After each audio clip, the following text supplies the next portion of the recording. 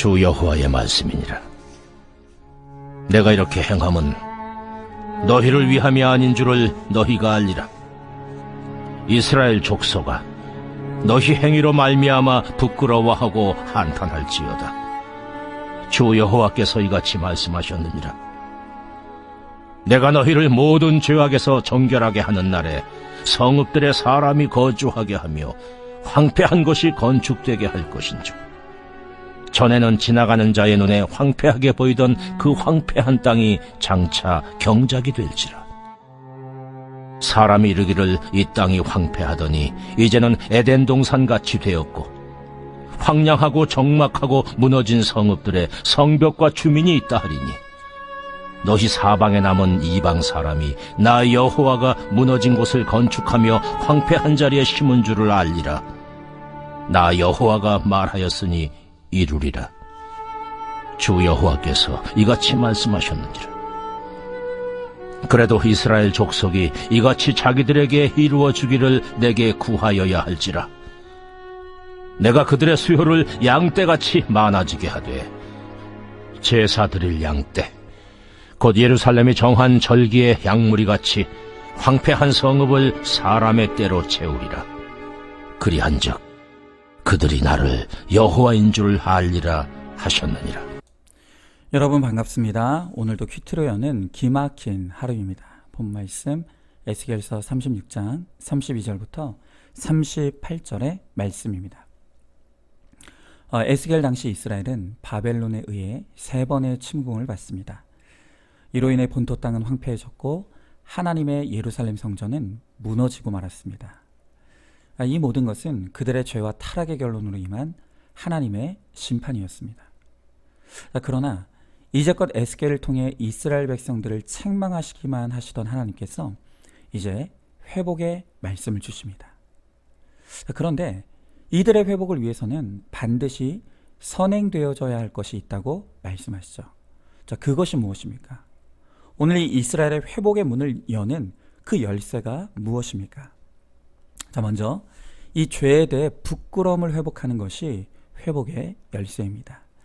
32절 말씀에 하나님은 이스라엘이 회복의 문을 열기 위해서는 자기 행위에 대해 부끄러워하고 또 한탄해야 한다고 말씀하십니다.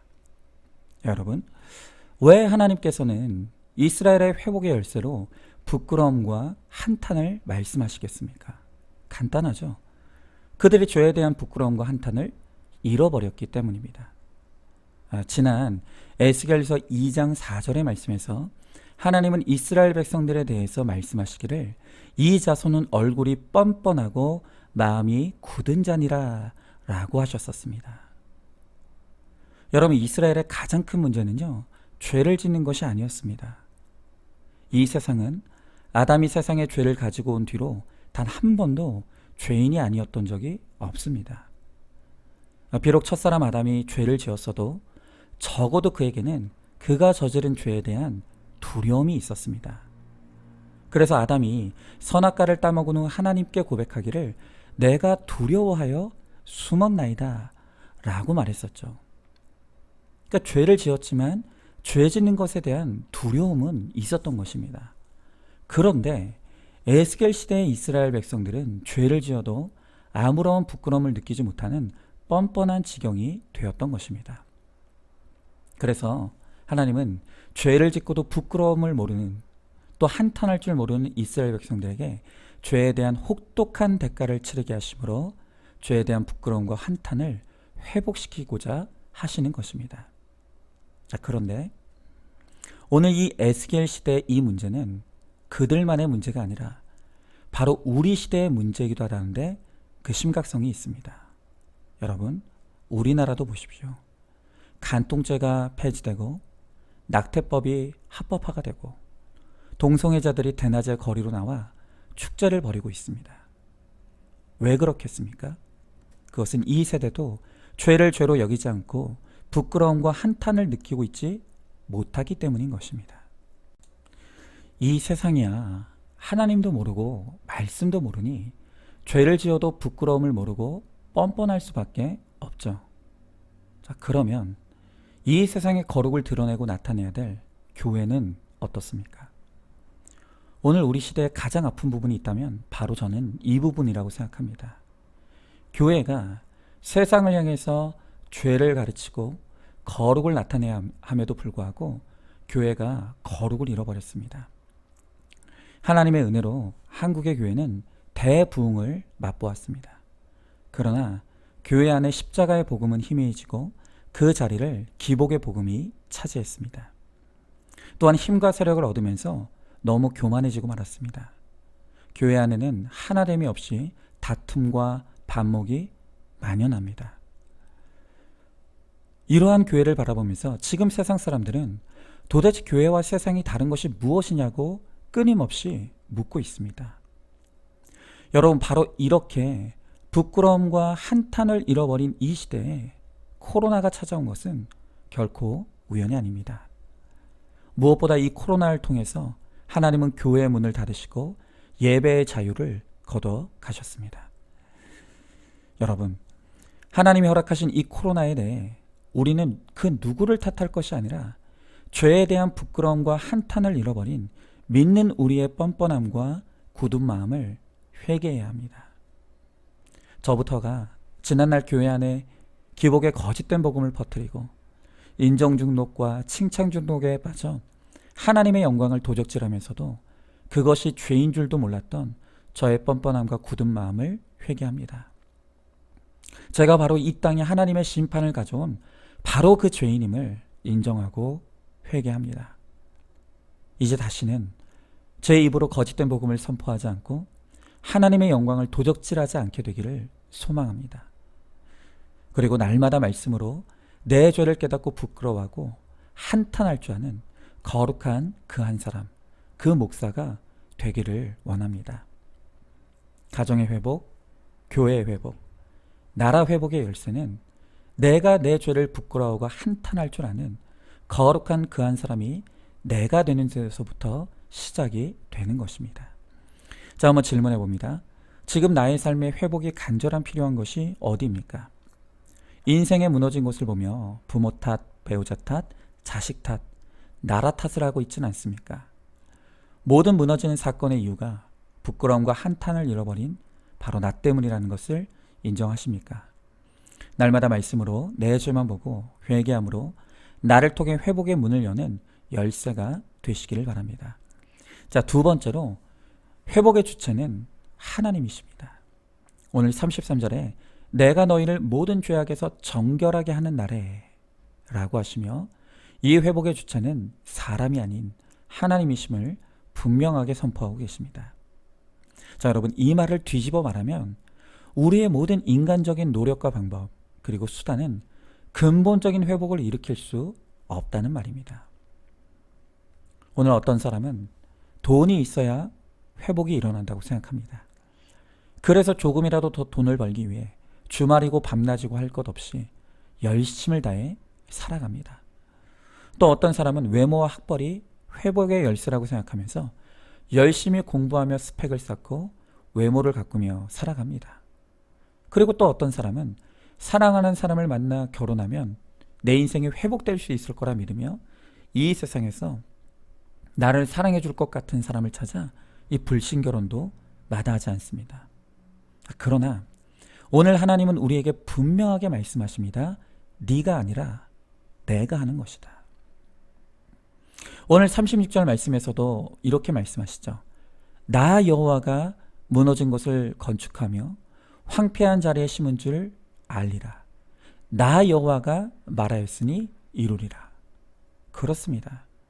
지금 하나님께서 계속해서 나 여호와가를 반복하시면서 내가 아닌 하나님이 우리 인생의 주요임을 분명하게 선포하고 계시는 것입니다.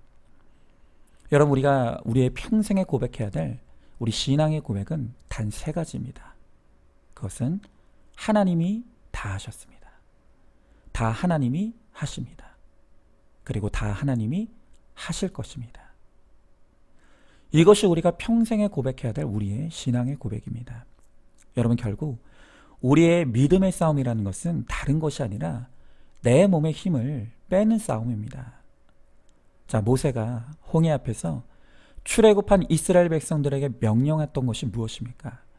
출애굽기 14장 13절의 말씀에 모세가 이스라엘 백성들을 향해 이렇게 말합니다. 너희는 두려워하지 말고 가만히 서서 여호와께서 오늘 너희를 위하여 행하시는 구원을 보라. 그렇습니다.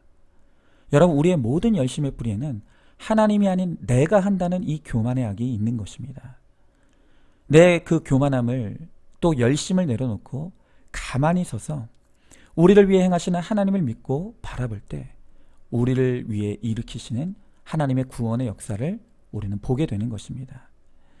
우리가 그때까지 할 일은 큐티의 자리, 예배의 자리, 또 모임의 자리에 가만히 있어서 내 죄를 보며 회개하고 기다리면 되는 것입니다. 그러면 하나님의 때에 하나님의 방법으로 하나님이 이루어 주실 것입니다. 자, 질문해 봅니다. 나는 내 인생의 주어가 나입니까? 하나님입니까? 다 내가 했다고 생각하십니까? 아니면 다 하나님이 하셨다고 믿고 있습니까? 내 열심과 방법의 결론은 망하든지 교만해지든지 둘 중에 하나밖에 없다는 것을 알고 있습니까? 오직 말씀과 공동체부터 회개하며 잘 기다림으로 하나님이 행하시는 구원을 보게 되기를 소망하시기 바랍니다. 자, 마지막으로 오늘 우리의 회복의 열쇠는 바로 기도입니다. 오늘 37절의 말씀에 보니까 그래도 이스라엘 족속이 이같이 자기들에게 이루어 주시기를 내게 구하여야 할지라 라고 하십니다. 여기서 이 그래도의 히브리어 오드는 다시 한 번 더 더욱 이라는 뜻으로 간절히 그리고 끊임없이 기도해야 한다는 것을 뜻합니다. 여러분, 우리의 신앙의 두 날개는 바로 말씀과 기도입니다. 어느 하나라도 온전하지 못하면 우리는 영적으로 날아오를 수가 없습니다. 말씀 없는 기도는 영적 방종에 빠질 수 있고요. 기도가 없는 말씀은 교만에 빠질 수 있습니다. 오늘 하나님은 약속으로 주신 말씀을 붙잡고 기도하되 더욱 그리고 간절하게 기도해야 한다고 말씀하십니다. 자, 그런데 이 기도의 문제에 있어서 어떤 사람들은 어차피 하나님은 다 하신다고 했는데 내가 기도 안 해도 다 하시는 하나님인데 내가 굳이 기도할 필요가 있나? 라고 생각하시는 분들도 있습니다. 여러분, 맞습니다. 하나님은 우리가 기도하지 않아도 우리의 필요를 아시고요. 또 우리가 무엇을 기도해야 될지도 알고 계십니다. 그런데도 하나님은 그래도 기도하라고 말씀하십니다. 더욱 간절히 기도하라 하시며 기도하는 자에게만 응답이 있다고 말씀하시는 것입니다. 여러분, 왜 그렇습니까? 왜 다 하시는데 우리에게 기도를 요구하십니까? 기도는 그 행위 자체가 중요한 것이 아니라 기도를 통해 우리가 겸손히 주님을 찾고 구하고 의지하는 그 마음의 중심이 중요한 것입니다. 그래서 하나님은 기도를 통해 우리에게 더 겸손해지라고 또 이 기도를 통해 더 하나님께 가까이 나라고 오늘 우리들에게 기도를 요구하시는 것입니다. 자, 그러나 이렇게 기도의 열심 못지않게 또한 중요한 것은 바로 기도의 내용입니다.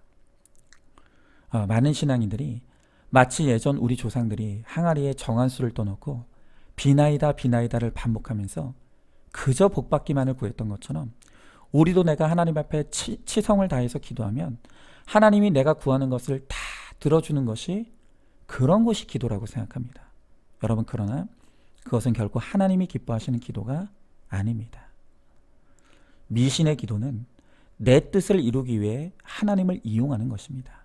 그러나 믿음의 기도는 내 뜻을 내려놓고 하나님의 뜻이 이루어지기를 구하는 것, 바로 그것이 하나님이 기뻐하시는 믿음의 기도입니다. 여전히 우리가 기도하는 제목이 가족의 영혼 구원에 대한 애통함은 없이 그저 땅의 형통과 안정만을 구하는 정욕적이고 기복적인 기도라면 그 기도는 하나님을 기쁘시게 하는 것이 아니라 하나님을 근심케 하는 것입니다. 여러분, 생각해 보십시오. 믿음 없는 형통과 안정은 결국 하나님과 멀어지게 하고 하나님을 떠나게 할 뿐입니다. 그런데 어떻게 하나님께서 그런 기도에 응답하실 수가 있겠습니까? 여러분, 그러면 오늘 하나님께서 우리를 통해 듣고 싶어하는 그 기도가 어떤 기도입니까? 하나님은 어떤 기도를 기뻐하십니까? 그것은 바로 우리의 거룩과 구원을 구하는 기도입니다. 먼저 우리의 거룩을 놓고 기도해야 합니다. 말씀으로 내 죄를 깨닫고 십자가에 잘 죽어지며 오늘 하루 더 예수님을 닮아가기를 구해야 합니다. 그리고 거룩함을 이루어가는 그 한 사람 나를 통해 가정과 지체가 구원되기를 위해 기도해야 합니다. 거룩한 구원의 통로가 되어서 나를 통해 많은 영혼들이 주께 돌아오게 되기를 간절히 기도해야 합니다. 바로 그 기도를 하나님은 듣기를 원하시고 그 기도에 100% 응답해 주십니다. 또한 뿐만 아니라 우리가 그렇게 하나님 앞에 올바른 기도를 전심으로 기도할 때 내가 구하지 않은 것까지도 채워 주십니다. 여러분, 요즘 많은 성도님들이 금요 기도회 때 중보 기도 제목을 올려주고 계십니다. 그 기도 제목 하나하나를 보면서 우리 성도님들이 얼마나 고난 가운데 또 아픔 가운데 있는지를 절절히 느끼게 됩니다. 우리는 하나님께 내 고난과 문제를 가지고 함께 기도해야 합니다. 그러나 우리가 잊지 말아야 될 것은 결국 우리의 모든 기도의 결론은 어떤 사건과 문제라도 그것이 구원의 사건이 되기를 구하는 것입니다. 문제 해결만을 구하는 것이 아니라 그리 아니하실지라도 그 문제와 사건을 통해 나의 지체의 거룩과 구원이 이루어지기를 간구하는 것이 우리의 가장 첫 번째 기도 제목이 되어야 하는 것입니다.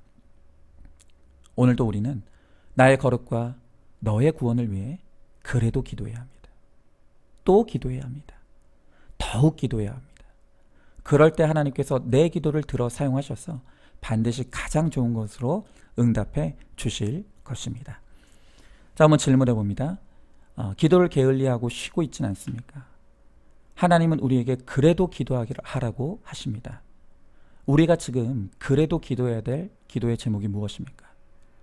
거룩과 구원을 구하는 기도가 하나님이 기뻐하시는 기도라는 것을 알고 있습니까? 오늘도 나의 문제와 고난을 놓고 기도하되 그리 아니하실지라도 거룩과 구원이 이루어지길 위해 기도하시기 바랍니다. 자, 오늘도 10월 20일 보석상자입니다. 내 죄를 보고 악을 떠날 때 하나님께서 지혜를 주십니다. 내 지혜를 버리고 하나님께 돌이킬 때 이미 늦은 것 같아도 내 죄를 보기 시작하면 지혜를 주십니다. 문제를 해결할 힘을 주십니다. 아멘. 오늘도 큐티로 기막힌 하루를 살아내는 하늘가족 공동체 우리 모든 성도님 되시기를 주님의 이름으로 축복합니다.